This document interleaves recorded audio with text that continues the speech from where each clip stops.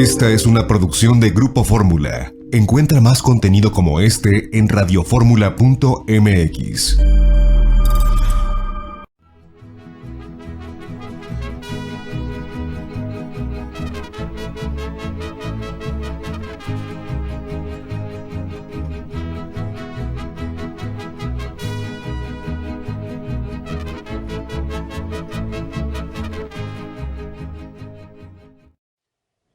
Amigas y amigos, muy buenas tardes tengan todos ustedes. Los saluda con el afecto de siempre José Manuel Villalpando, aquí en una emisión más de este su programa, La Historia que Quiero Vivir, que estamos transmitiendo como lo hacemos rigurosamente todos los sábados a las 4 en punto de la tarde, que es la hora de platicar de historia de México, a través de los micrófonos y frecuencias de Radio Fórmula. En el 103.3 de FM, en la 970 de AM, ambas emisoras aquí en la capital de la República, pero en un programa que llega a cada vez más y más ciudades de nuestro país y que inclusive traspasa las fronteras, además de que ustedes pueden sintonizarnos donde quiera que se encuentren en el territorio mexicano o en todo el mundo donde existe internet, por supuesto a través de la página www.radioformula.com.mx, que es muy fácil de encontrar. Gracias por su compañía, gracias por su presencia siempre alentadora, y les reitero que están a su disposición las vías electrónicas que permiten comunicarnos y que respondo de inmediato, bien sea a mi correo villalpandohistoriador@gmail.com o también a mi página de Facebook Villalpando y la Historia. Bienvenidas, bienvenidos, amigas y amigos. Si les parece bien, vamos a comenzar. Y llegamos, amigas y amigos, al quinto programa que hemos dedicado de esta serie relativa a la intervención francesa en México. Desde hace 4 semanas, esta ya sería la quinta, hemos estado, ustedes y yo, lo cual agradezco muchísimo, examinando diversos aspectos no tan conocidos, no tan usuales, de este episodio histórico importantísimo cuando Francia invadió a México allá entre los años de 1861 a finales de ese año y hasta el primer semestre de 1867. Ya platicábamos acerca de la situación mexicana en crisis económica en aquel tiempo. Ya también comentábamos sobre las negociaciones diplomáticas e intereses que tenían los países europeos, particularmente Francia, para invadir a nuestro país. Ya también hablamos en un episodio que fue muy interesante acerca de las relaciones amorosas y matrimoniales que se sucedieron entre soldados invasores y mujeres mexicanas. Ya también comentábamos la vez pasada, hace 8 días, acerca de las cuestiones militares más importantes, las estrategias, las tácticas y algunos nombres de los más destacados y prominentes militares que de ambos bandos, mexicanos y franceses, participaron en este episodio histórico tan importante para nosotros y que además recordamos siempre con gran entusiasmo porque tiene como marco glorioso de digno recuerdo, evidentemente, y es cierto, la gesta heroica del 5 de mayo, cuando el general Ignacio Zaragoza, allá en Puebla, derrota al ejército francés. Esto ha sido lo que hemos platicado más o menos en estas ya 4 largas semanas. Hoy será el último programa y quiero rematarlo con una serie también de datos que no son normalmente conocidos. Así como hicimos con el episodio de las mujeres y el amor, que por cierto yo agradezco infinitamente la cantidad inmensa de mensajes que me han llegado a propósito de esa emisión, inclusive algunos descendientes de soldados franceses oficiales o simplemente soldados que se quedaron en México y que hasta la fecha viven, que son ciudadanos o ciudadanas mexicanas, mexicanos, y que descienden con mucho orgullo de algún militar francés que decidió quedarse en nuestra patria. Yo agradezco infinitamente, ustedes saben quiénes son, a quienes se han tomado la molestia de escribirme para relatarme esta genealogía, esta historia familiar emocionantísima que se origina cuando una mujer mexicana conoce a un soldado, a un militar francés invasor. Y vayan ustedes a saber que el amor surge, ¿por qué razón? No lo sabemos, lo ignoramos, pero el amor nace, el amor florece, y aquí no importan los patriotismos, porque estos hombres, más de 600 de ellos, deciden quedarse en nuestras tierras y fundar aquí, en su nueva patria, una familia que hasta la fecha están aquí y son, como nosotros, tan mexicanos como cualquiera. Eso fue un capítulo, creo que emocionante, repito y reitero, yo agradezco entusiastamente esas muestras de confianza que me han brindado muchas personas al escribirme y narrarme su propia saga familiar. Para mí fue emocionantísimo y sobre todo pues estoy profundamente agradecido. El día de hoy vamos hacia la parte final para ver cómo terminó la intervención francesa, que conlleva naturalmente al Segundo Imperio Mexicano. Nuestro personaje no es Maximiliano, pero tiene que ver con los acontecimientos que estamos narrando y que hoy particularmente vamos a examinar. Pero quiero insistir en algo que lo platicaba yo desde el principio de esta serie. La intervención francesa en México tiene como causa originaria, como finalidad manifiestamente clara por parte de los franceses, de la autoridad francesa en especial, aunque lo hayan disimulado, con ese intento de apoyar en México la creación de una nueva forma de gobierno que sería la monárquica, con un príncipe extranjero que sería Maximiliano, en el fondo, de lo que verdaderamente se trata es de una ansia, una ambición de riqueza, de dinero. Es un asunto vil de dinero. Por eso nos invadieron, por eso establecieron el imperio. Por eso Francia decidió, por voz de Napoleón III, su gobernante, intervenir en México, simulando que lo hacía para atender las necesidades y el llamado de un pueblo que quería darse una forma de gobierno más estable y más duradera, que a su vez el propio Napoleón soñaba con ser un valladar, un muro a la influencia de los Estados Unidos, para que Francia pudiera también crecer comercialmente del otro lado del Atlántico, teniendo a México como gran referente, más allá de esos buenos deseos falsos y fingidos.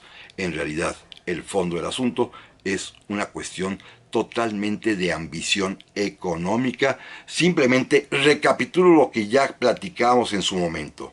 La invasión francesa tiene como causa formal el decreto que el presidente Benito Juárez expidió para suspender por 2 años el pago de la deuda externa mexicana allá por 1861.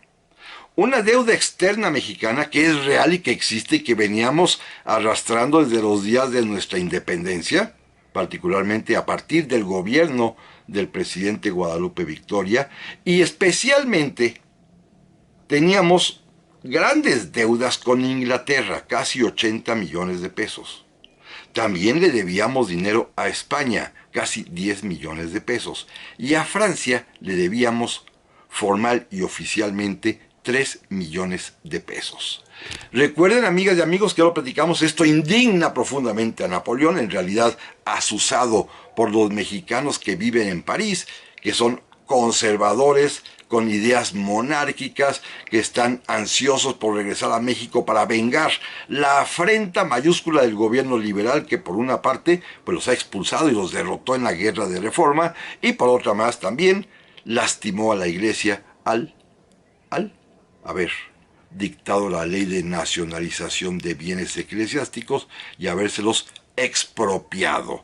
Le expropiaron los bienes a la iglesia. Y esto los lastima muchísimo a los conservadores, y esto hará que le propongan a Napoleón III, por supuesto, también a la emperatriz Eugenia, que se siente una Isabel la Católica que va a venir a redimir a los mexicanos, la intervención francesa. Sabemos también, simplemente recapitulo, que Napoleón en principio logra convenir con Inglaterra y con España una invasión tripartita con el pretexto formal de venir a México con sus barcos, con sus tropas, para reclamar el pago de la deuda. Y también sabemos que el gobierno mexicano, muy listo, logró pues desarticular esta conspiración internacional negociando por su parte con Inglaterra, que aceptó, se avino a la propuesta mexicana y se retiraron por medio del tratado White-Zamacona, y también España misma, a quien Juárez tenía tanto, pues, temor porque pensaba que vendrían con sus viejos intereses conquistadores. España misma nos da la sorpresa, en voz del general Juan Prim, casado con mexicana, ya sabemos, de aceptar, negociar y retirarse de México sin haber disparado un solo tiro y al contrario, habiéndole deseado al general Zaragoza la mejor de las suertes. Solamente Francia se quedó con ese designio secreto que tenían los franceses de impulsar, de imponer un gobierno totalmente diferente al gobierno liberal, un gobierno monárquico, que pensaban los franceses que era lo que el pueblo mexicano clamaba, lo que el pueblo mexicano necesitaba, lo que el pueblo mexicano pedía, y Francia, generosamente, según Napoleón III, decidió intervenir en México para apoyar ese deseo de los mexicanos, proponiendo desde el principio la candidatura al trono de México de Maximiliano de Habsburgo. Pero todo esto, como ya también lo hemos platicado, es dinero, porque en medio está la suciedad de una operación financiera, el negocio Hecker, que ustedes seguramente recuerdan, y que es un auténtico fraude, un negocio, una descarada ambición financiera y económica. Pero esto platicamos, amigas y amigos, en un momentito más. Ya estamos aquí, amigas y amigos, para el segundo bloque de este programa, último de la serie que hemos dedicado a la intervención francesa en México, para ya, primero Dios, la semana que entra, poder ocuparnos de otros asuntos igualmente importantes. Pero este ha sido especial porque, por una parte, repito, hemos tratado de examinar asuntos no tan conocidos, poco usuales, de los que poco se habla, como estamos haciéndolo en la parte económica final, que es, para mí, el final de esta historia de la intervención francesa. También tiene que ver con el dinero, así como su origen fue evidentemente la ambición, también la parte final es una cuestión de dinero, como ahorita vamos a platicar. Pero miren, simplemente déjenme recapitular dónde me quedé, en que la deuda que México tenía con Francia, considerada y declarada formal y oficialmente en 3 millones de pesos, tenía un ingrediente adicional tramposo, que es el famoso asunto o crédito Jecker. Recuerden ustedes, este prestamista suizo-francés le había dado un crédito al gobierno conservador del general Miramón por 1,5 millones de pesos y pretendía cobrar, porque así también Miramón firmó, bueno, su secretario de Hacienda, así firmaron los documentos y los pagarés correspondientes, 15 millones de pesos, 10 veces más, un negocio de vil agiotistas internacionales, de lucro desmesurado, y por supuesto el gobierno de Juárez, cuando conoció esa deuda, una vez que regresa a la Ciudad de México el presidente Don Benito, pues evidentemente la declaró nula. Y Hecker, que con eso pues veía quebrada su casa bancaria, le vendió la deuda, los pagarés cobrables de esta deuda con el gobierno conservador mexicano, se los vendió nada más ni nada menos que al duque de Morny, medio hermano del emperador Napoleón III, en 4 millones de pesos, y a su vez, pues el duque de Morny sedujo a su hermano como un argumento adicional de que para poder cobrar esa diferencia de 11 millones de pesos que todavía faltaban según los pagarés, necesitaban en México un gobierno amigo, un gobierno que ayudara, que aceptara, que quisiera pagar, porque Juárez no lo quería hacer. Este es el elemento detonante fundamental, más allá de estos deseos que, repito, ya había expresado Napoleón III de que venía a ayudar y a salvar a la raza latina de México, para poder crear un gobierno sólido y estable, atendiendo a los deseos mayoritarios de la población que querían una monarquía, que por cierto, simplemente y lo comento, no lo he dicho en estos programas, cuando se lanza la propuesta de Maximiliano y que Maximiliano mismo recibe a la Comisión Mexicana que lo va a invitar a ocupar el trono de México, el propio Maximiliano tuvo una especie de pudor democrático y pidió que hubiera constancia de que la mayoría del pueblo mexicano lo llamaba. ¿Y saben qué hicieron los franceses? En todos los lugares donde había tropas y guarnición francesa, los alcaldes, los municipios de cada sitio, levantaban actas diciendo cuántos pobladores, cuántos habitantes había en el lugar, en esa ciudad, en ese pequeño pueblo, en ese villorrio, y entonces se mandaban actas y más actas hasta Miramar, y Maximiliano, muy contento, iba recibiendo pues documentos en los cuales se les decía: la Ciudad de México con 200,000 habitantes quiere a Maximiliano, la Ciudad de Toluca con 30,000 habitantes quiere a Maximiliano, la Ciudad de Puebla con 80,000 habitantes quiere a Maximiliano. Y claro, iban sumando este tipo de respuestas arrancadas con las bayonetas francesas, y resultó que de 8 millones de habitantes que tenía México, más de 5 millones, es decir, mucho más de la mitad, querían a Maximiliano, y con esto el propio Maximiliano, autoengañándose, pues se convenció de que los mexicanos sí lo deseaban. Pero bueno, esa es parte de las grandes mitos y mentiras que se fueron tejiendo alrededor del imperio, tanto para engañar a la historia como para seducir a Maximiliano, que si bien es un iluso, también es un hombre que tiene el mismo pecado que Napoleón III, la ambición económica. Miren, vamos al grano, al detalle. Francia, evidentemente, interviene en México, gasta dinero por enviar sus barcos, sus tropas, por pues atacar, ser derrotado en Puebla, tener que esperar un año para regresar con más soldados al año siguiente y ya conquistar la ciudad de Puebla. Y hasta ese momento es cuando Maximiliano de Habsburgo, hasta 1864, es cuando Maximiliano acepta finalmente la corona el día 10 de abril de ese 1864. Ya pasaron casi 2 años de invasión francesa. El ejército francés ya gastó dinero en traslados, en transportes, en comida, en uniformes, en municiones, en armamento, en pensiones para viudas, porque ya tienen muchas viudas también, porque hay soldados franceses que han muerto en batalla.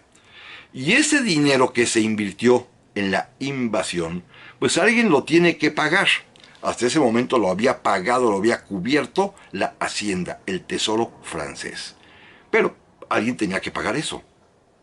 Y entonces Napoleón III le impuso a Maximiliano la firma, la aceptación de lo que se conoce como el Tratado de Miramar.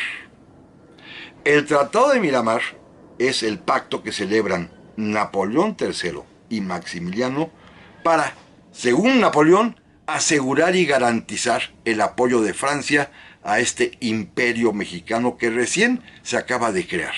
Todavía está Maximiliano en Europa, pero ya firmó en París con Napoleón el Tratado de Miramar, llamado así porque se ratificó, la firma final se hizo precisamente en esta residencia allí cerca de Trieste, en Austria, donde vivía Maximiliano.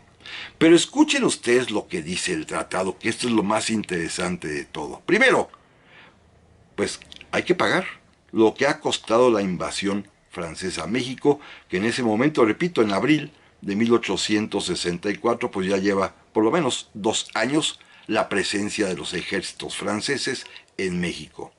Y Napoleón III puso como precio, para pagar lo que ya se había gastado, la cantidad de, en pesos mexicanos de aquel tiempo, poquito más de 50 millones de pesos, que equivalen a 270 millones de francos, que es lo que está estipulado en el tratado. 50 millones de pesos. Fíjense, la deuda original que México tenía con Francia era de 3 millones nada más.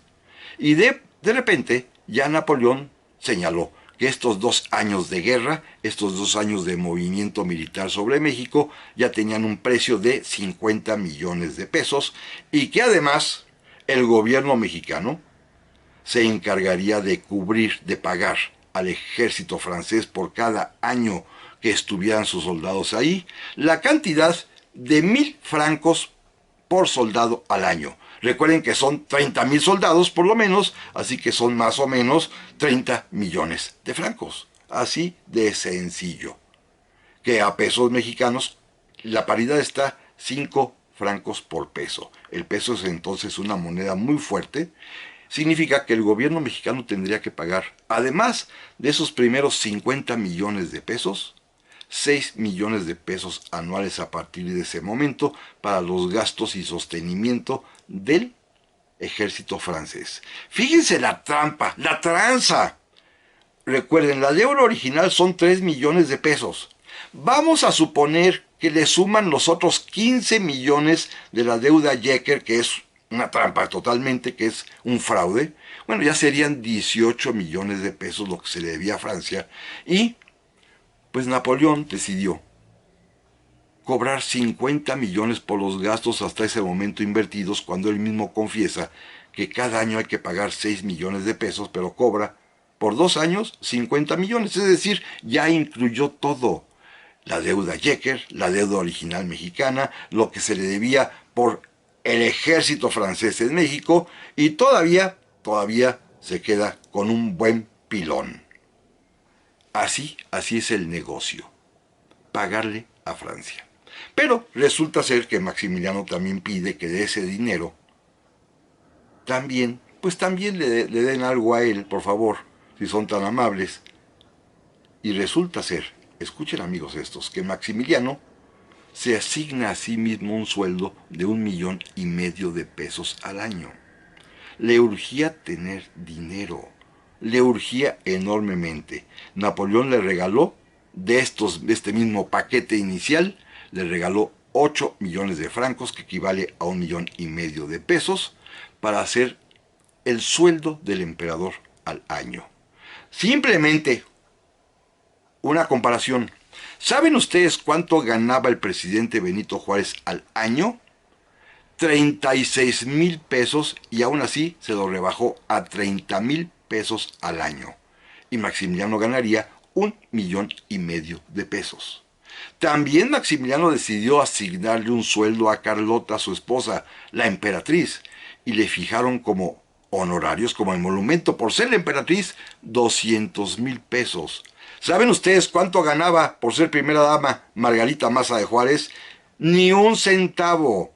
Así que, vean ustedes a qué venía Maximiliano. También a salir de pobre, porque aunque no lo crean, no tenía una situación económica muy boyante que digamos.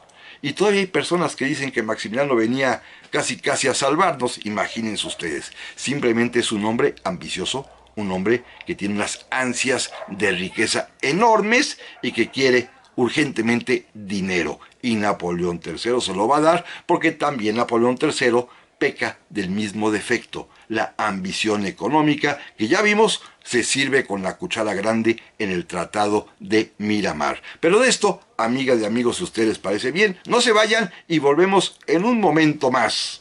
Ya estamos aquí, amigas y amigos, para este tercer bloque del programa de esta semana, último que dedicamos a reflexionar un poco sobre la intervención francesa en México, más allá de los hechos militares, de los actos heroicos, que sin duda lo hubo, inclusive de estas relaciones amorosas que causó tanto interés y que mucho agradezco entre los soldados invasores y las mujeres mexicanas. Más allá de eso, simplemente mi corolario, mi conclusión, como lo dije desde el primer programa de esta serie, es que la intervención francesa tiene un cariz claramente económico de la ambición de los personajes que en ella intervienen, particularmente Napoleón III, su medio hermano el duque de Morny, e indudablemente Maximiliano de Habsburgo, que también viene a México a enriquecerse, como acabamos de comentar ahorita, con el sueldo que se asigna, con el sueldo que él mismo se propone, que es de 1,5 millones de pesos,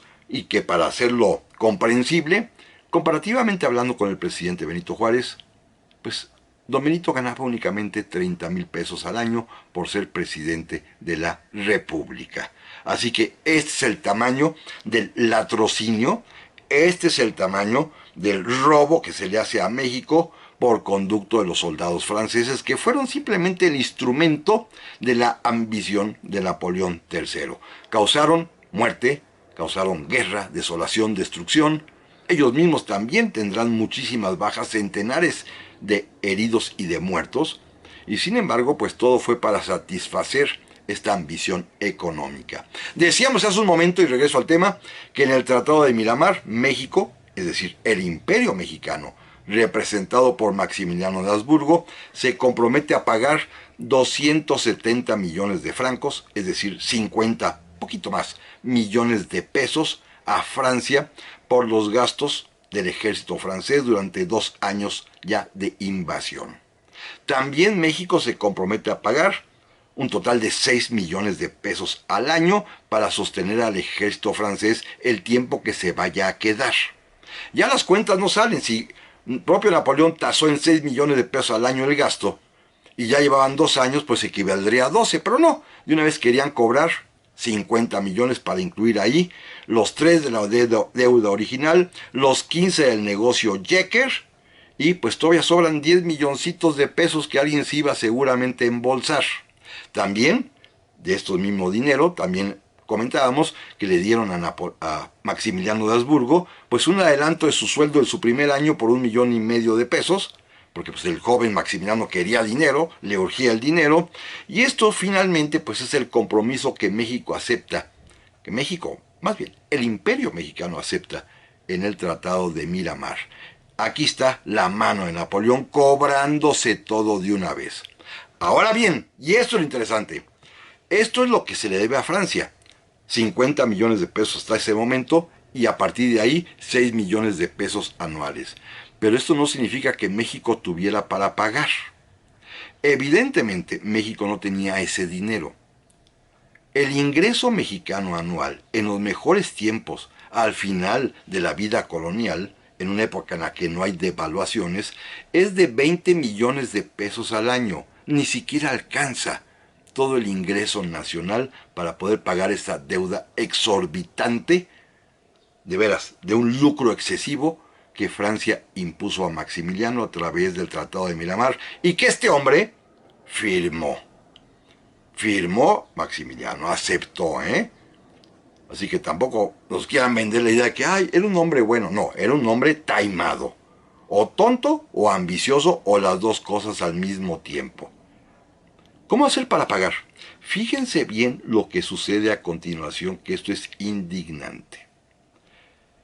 Deciden promover acciones, documentos, pagarés, para suscripción pública, que se venda al público, y lanzan un empréstito, un préstamo internacional a México, por 500 millones de francos, equivalente a 100 millones de pesos, que los franceses van a sus bancos, compran títulos de crédito, hacen una inversión, les van a pagar un interés al cabo de los años, se juntan así esos 100 millones de pesos, de ahí le dan a Maximiliano su 1,5 millones, de ahí Napoleón III se cobra los primeros 50, de ahí entre descuentos y negociaciones, el resto es para México y Maximiliano se lo va a gastar, pero hay que pagarlo.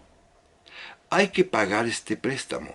Napoleón cobró, cobraron todo lo que ellos quisieron. Los 50 millones iniciales, por supuesto, el primer año de la nueva deuda por el sostenimiento del ejército, 6 millones, le dieron a Maximiliano su sueldo, incluso Maximiliano todavía mandó dinero a Miramar para pagar sus deudas, y el resto pues se lo va a gastar en los años en que esté en México. Pero este dinero hay que pagarlo. ¡Hay que pagarlo!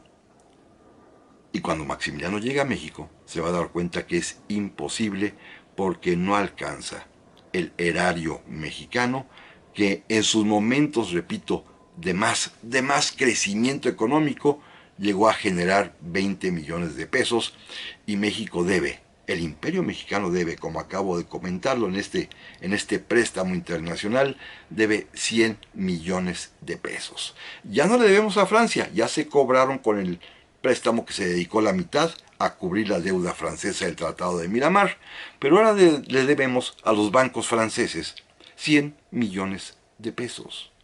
No hay manera de pagarlos.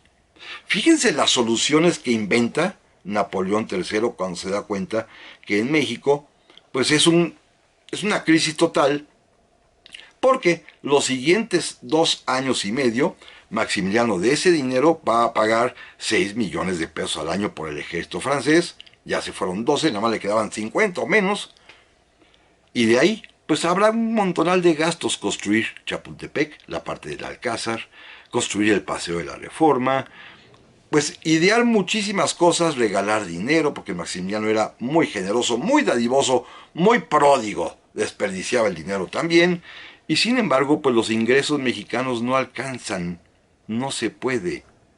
Y entonces Napoleón, angustiado, presionado por sus propios conciudadanos, que son los que compraron bonos pagarés de ese préstamo, pues amenaza a México con retirarse.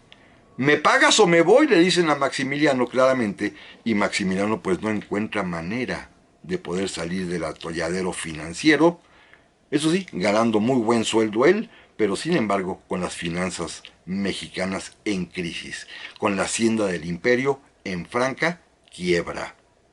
Fíjense la solución: no tiene más que doblar las manos ante Napoleón, y Napoleón decide ocupar las aduanas mexicanas más productivas: la de Veracruz, la de Acapulco, la de San Blas, la de Tampico. Ocupar las aduanas y quedarse con todo el ingreso aduanero y ahogar a Maximiliano para más o menos tratar de con eso pagarle directamente a los acreedores franceses, que es el pueblo francés el que invirtió en esos pagarés, pensando, como mucha gente piensa, que al comprar títulos de crédito se van a enriquecer porque al cabo de unos años van a pagar interés, porque los engañó Napoleón diciendo que el imperio mexicano era una total y absoluta realidad. Y era falso. El propio Napoleón le mintió a sus conciudadanos para impulsarlos a comprar estos bonos, estos pagarés, estos títulos de deuda mexicana que se vendieron en Francia y que después ya no sabían cómo pagar. Y por lo tanto, pues Napoleón ideó primero el recurso de ocupar las aduanas mexicanas para que todo lo que por allí ingresara, todo se fuera para pagar este préstamo de 100 millones de pesos. Y también, fíjense la ocurrencia final de Napoleón, que eso sí ya no prosperó y afortunadamente Maximiliano no atendió.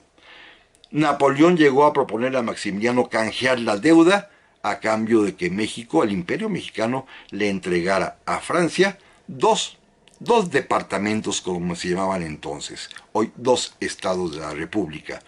Tenía interés Napoleón en quedarse con Sonora y con Sinaloa, que pasaran a poder de Francia, con tal de con eso cancelar la deuda de los 100 millones de pesos.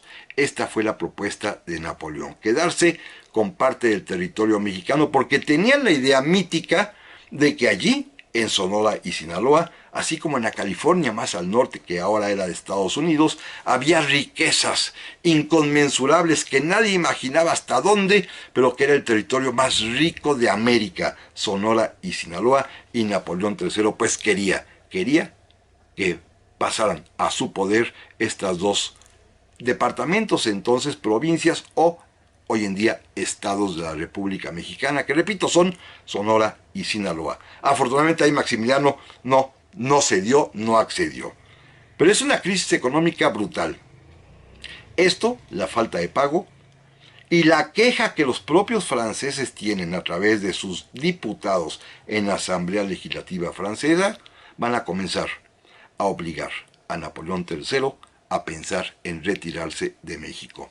Fíjense, personajes de alto vuelo en Francia, como el diputado Adolphe Thiers, que después será presidente de Francia, que tiene nombre de calle en muchas ciudades mexicanas, la calle de Avenida Thiers, es el hombre que se levanta en plena Asamblea Francesa y exige siempre aclarar el asunto de la invasión a México. Es el que demuestra que todo es un fraude financiero, que es un asunto sucio de negocios, y Thiers es el que exige que Francia salga ya de México, porque se trata de un auténtico negocio sucio. Esto es lo que pide un diputado francés, Adolphe Thiers, que en México le estamos agradecidos y por eso le hemos dado nombre a varias calles. Pero de esto, amigas y amigos, si les parece bien, platicamos en un momentito más. Ya estamos aquí, amigas y amigos, para el cuarto y último bloque del programa esta semana.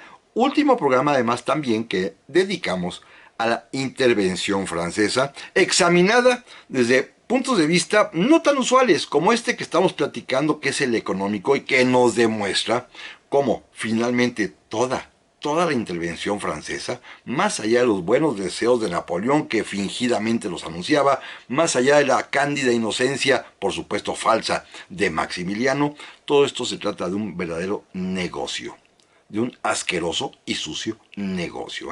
Se trata de cuestiones de dinero. Es el dinero lo que les importa a los invasores. Y por supuesto, como bien se dijo en aquellos tiempos, ya desde entonces, pues encontraron un pueblo, no pobre, porque nunca fuimos una nación pobre. Que no sepamos administrar es diferente, pero una nación que era susceptible de ser invadida, presionada y, por supuesto, expoliada. Y para esto se prestaron, pues los franceses, su ejército que obedecían a su emperador, y el propio Maximiliano, y los conservadores mexicanos que le hicieron el juego hasta que se dieron cuenta que también eran víctimas de una estafa. ¿Cuál estafa? No la voy a platicar ahorita, haremos unos programas especiales sobre el tema, pero la gran estafa es que Maximiliano ratificó, dejó en vigor, aprobó las leyes de reforma de Benito Juárez, incluyendo la ley de nacionalización de bienes. Y esto a los conservadores les pareció de muy mal gusto, porque decían ellos que en lugar de traer un emperador, habían traído a un empeorador, lo cual fue rigurosamente cierto. Pero vamos hacia el final. Ya decíamos que esta cuestión del dinero, de que México no paga, de que Napoleón tiene que ocupar las aduanas mexicanas y que inclusive piensa en comprarnos a cambio de la deuda Sonora y Sinaloa, va a ser finalmente la causa eficiente de la retirada de México. ¿Por qué? Porque en México no hay manera de pagarles. A pesar de la riqueza mexicana, pues no se puede pagar. Y el público francés, los compradores de bonos de títulos, ya están exigiendo su pago, y además también los diputados franceses, en voz de Adolfo Thiers, están exigiendo a Napoleón que rinda cuentas y que se retire de México. Si a esto le agregamos dos elementos internacionales muy importantes, que son, por una parte, el temor que Francia tiene de Prusia.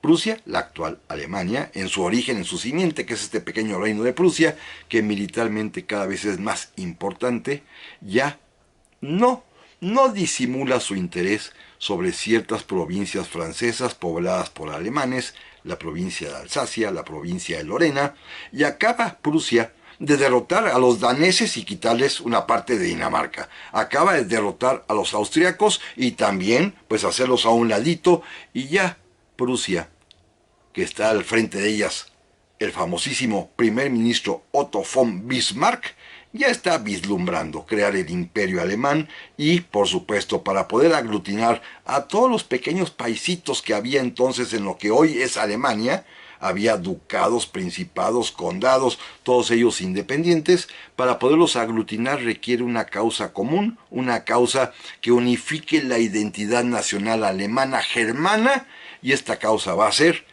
hacer la guerra a Francia, a la que finalmente, 3 años después, en 1870, van a derrotar para fundar el Imperio Alemán. Comenzando con esa enemistad franco-alemana que va a surgir ahí y que va a perdurar hasta después de la Segunda Guerra Mundial. Porque recuerden que son países enemigos que combatieron en 3 guerras entre sí. La guerra franco-prusiana, la Primera Guerra Mundial y la Segunda Guerra Mundial. En esas 3 contiendas se enfrentaron Francia y Alemania. Hoy son aliados. Hoy ya cambió la circunstancia geopolítica. Los tratados de unificación de Europa, precisamente los 2 principales adalides son Francia y Alemania, pero durante mucho tiempo, durante casi un siglo, fueron enemigos irreconciliables. Y Napoleón sabe y teme a Prusia.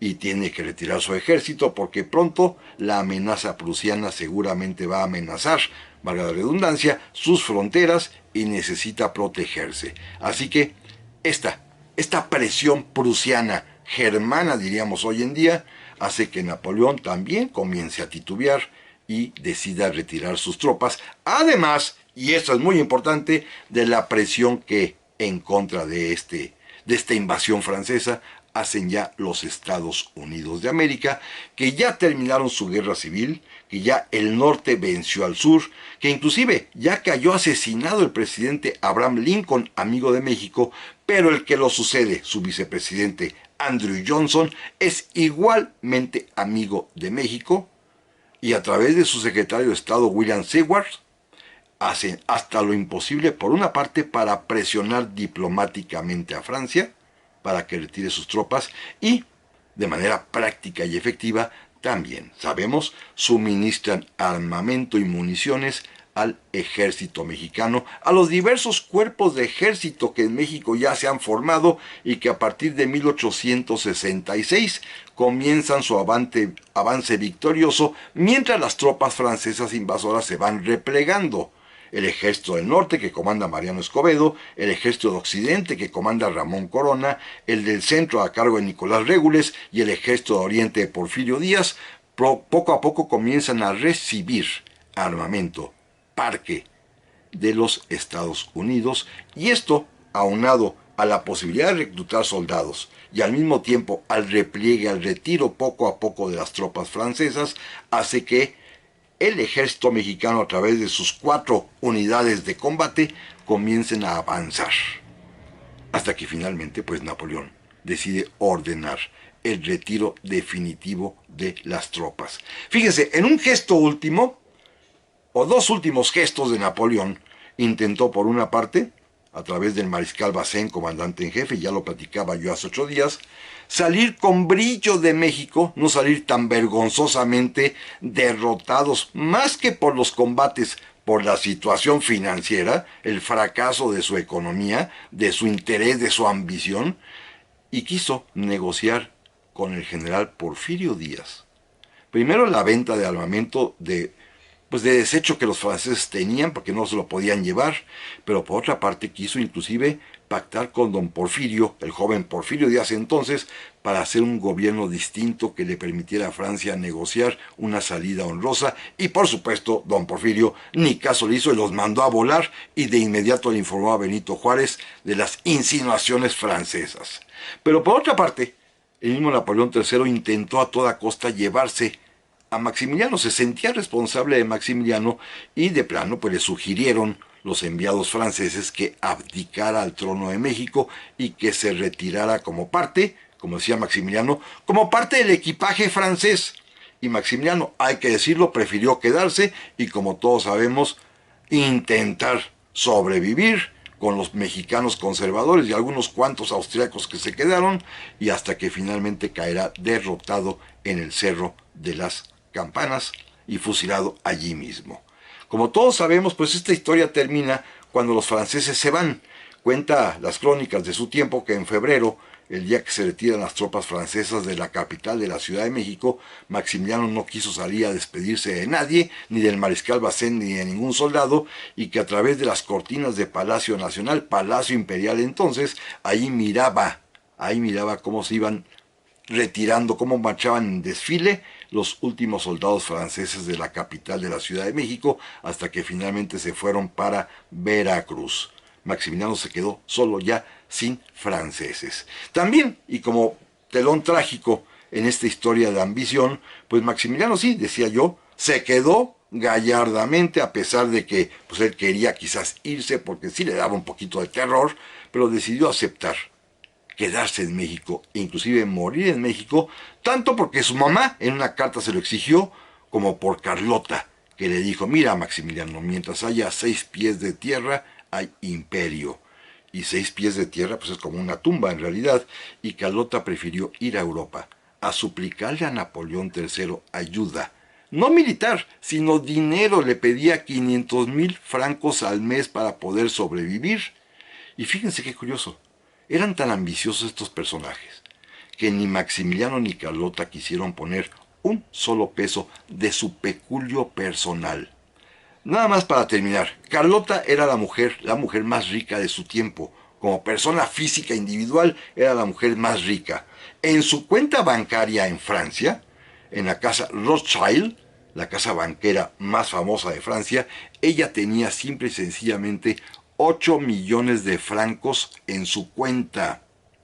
y fue a pedir 500,000 francos a Napoleón y no se le ocurrió a ella poner de su propio dinero, ni tampoco a Maximiliano, tampoco se le ocurrió poner de su propio dinero. Ellos iban a ganar, no a perder. Ellos iban para que les dieran dinero, no a poner del suyo.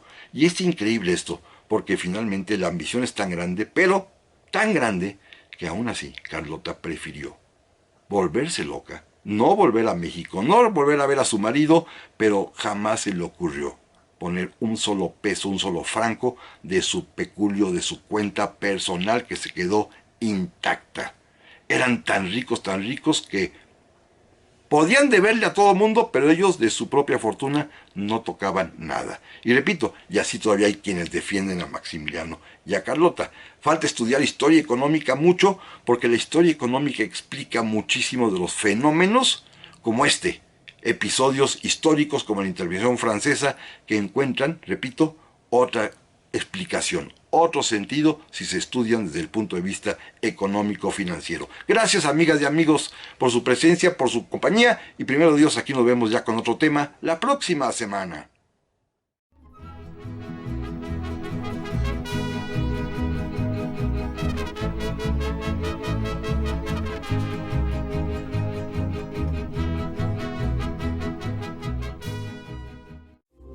Esta fue una producción de Grupo Fórmula. Encuentra más contenido como este en radioformula.mx.